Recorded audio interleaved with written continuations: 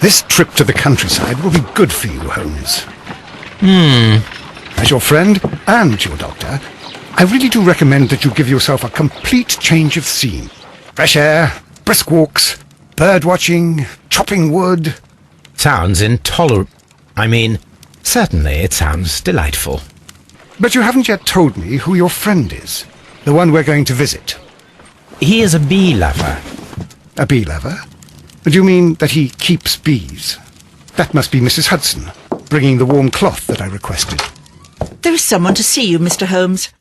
I have no time. Send whoever it is away. Yes, Holmes, I really think we ought to leave now.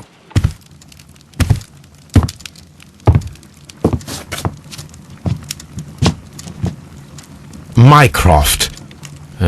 Sherlock. Oh, Mr. Holmes? Perhaps you don't remember me. I'm Dr. Watson. We met at the Diogenes Club a few years ago. I documented our encounter in a short story I gave the title The Greek Interpreter. He does remember you, Watson. My brother remembers everything, and that is why he is so valuable to the government. We are about to depart for the train station. I know. You know? Sherlock, I need your help. There are people who presently threaten both our country and the Crown itself. You must help us with those methods of yours. Need? Help? Those are not words I would readily associate with you, Mycroft. I wrote you a letter, but you did not reply. And this is not about politics. It's about people. People similar to those whom you pretend to defend in your petty detective affairs. Everything is about politics with you, Mycroft. I'm not interested. Have some of your agents, your spies, or worse, undertake this job of yours.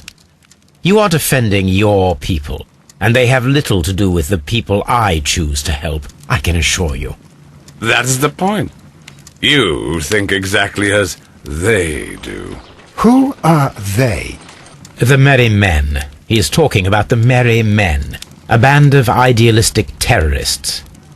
Sherlock, do please think about it. They are planning something diabolical. Your country needs you.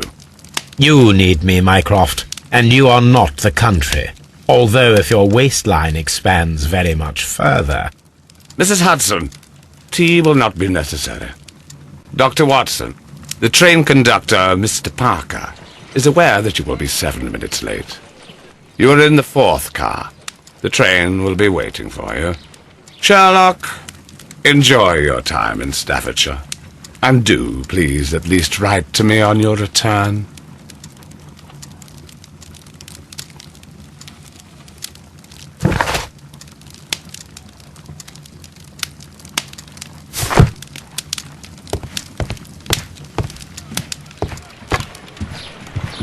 Holmes, please call a cab while I pack my suitcase. We shall be late for the train. Watson, I'll hold a cab for us. We leave in 5 minutes for the station.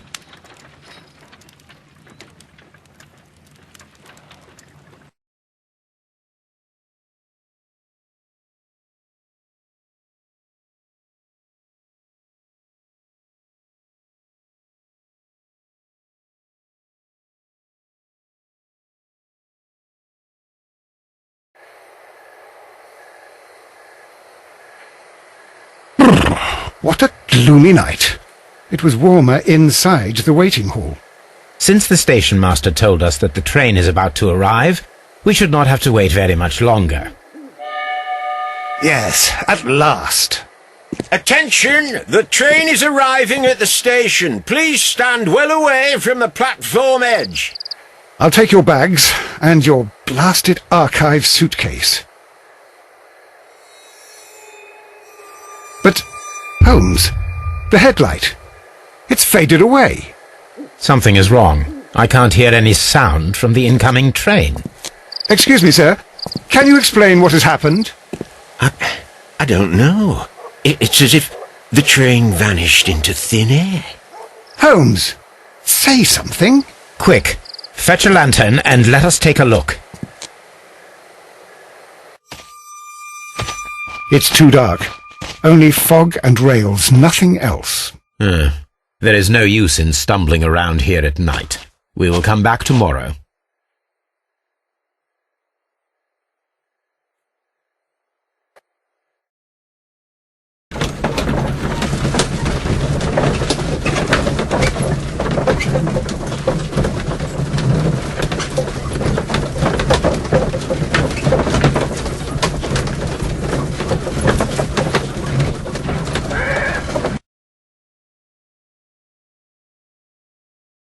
Well, here we are again at Evesham Station.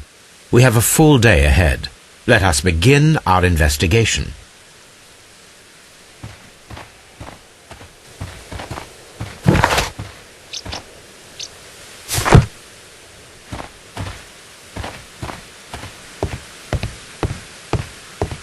First of all, let us examine the area where the train disappeared.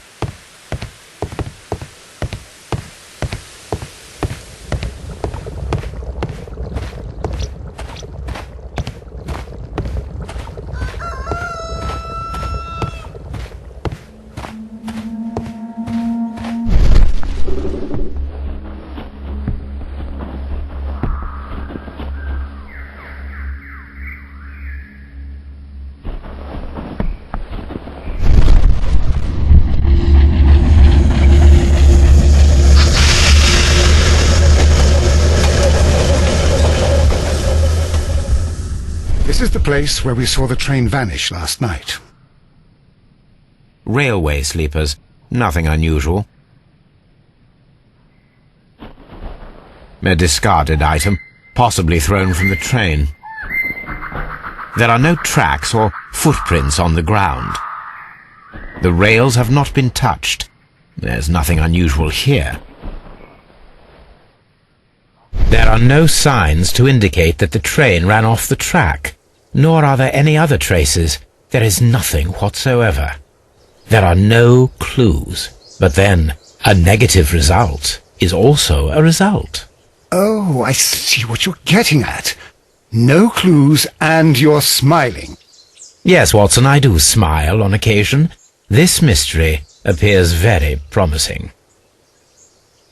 This investigation won't be simple.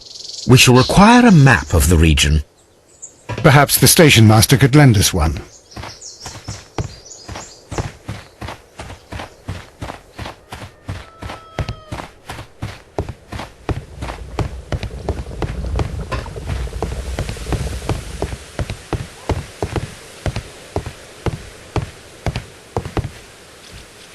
Good morning. Allow me to introduce myself. My name is Sherlock Holmes, and this is my friend and colleague, Dr. Watson. Yes, I remember you. I'm Station Master Everett. You were here last night. So, you are Mr. Holmes, the great detective. Will you be investigating what happened? I shall indeed. It is extraordinary that an entire train could disappear like that. And to think of all the poor people inside it, the passengers, the driver.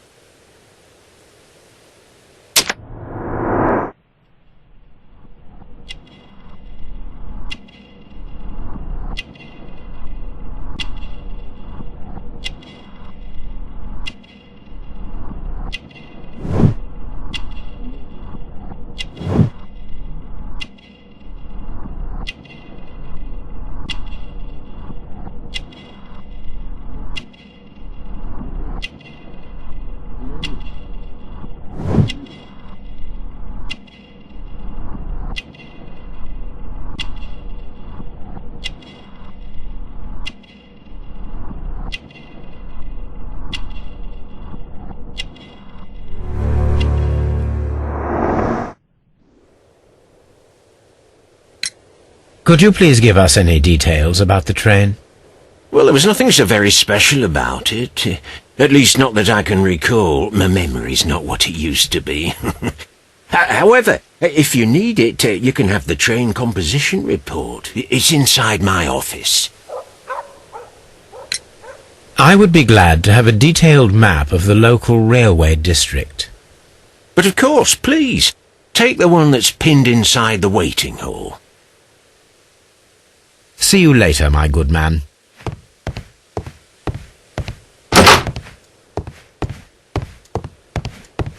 Railway post bags.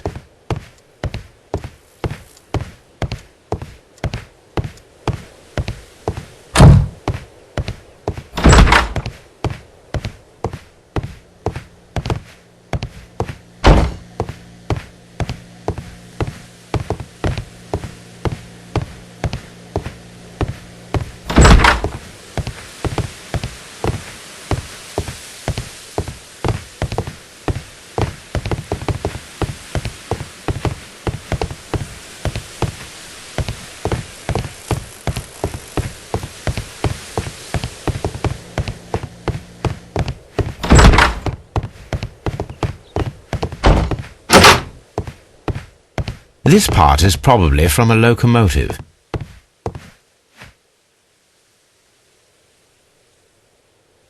This part is probably from a locomotive.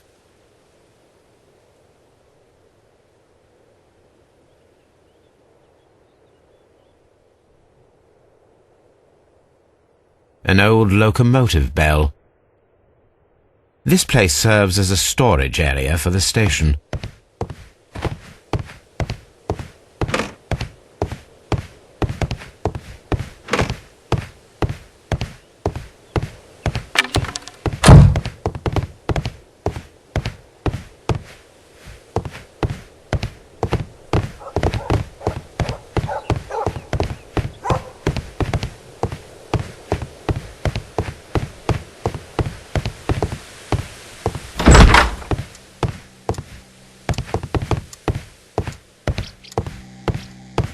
A telegraph.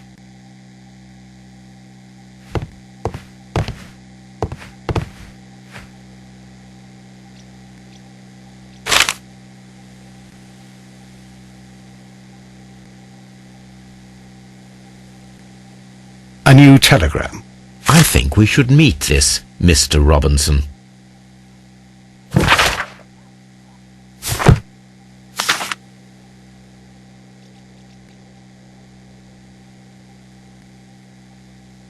Here is the train set.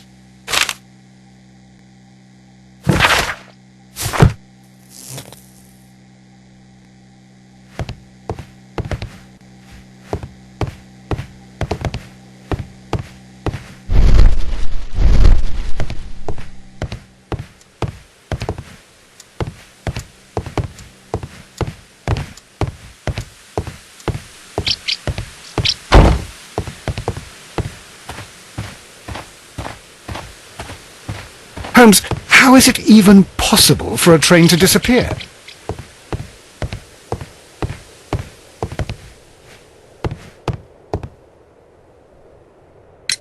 According to the train composition report, there was a special wagon. What does that entail? That's a highly secure car, ordered by a private party. It is generally to carry something of value. Those wagons have iron walls, you know, without any windows, and they're fitted with a complex key lock. That is important information. Do you know what was inside this particular wagon? Certainly not. No, that's private, and it's not my responsibility to allot the wagons to whoever. See you later, my good man.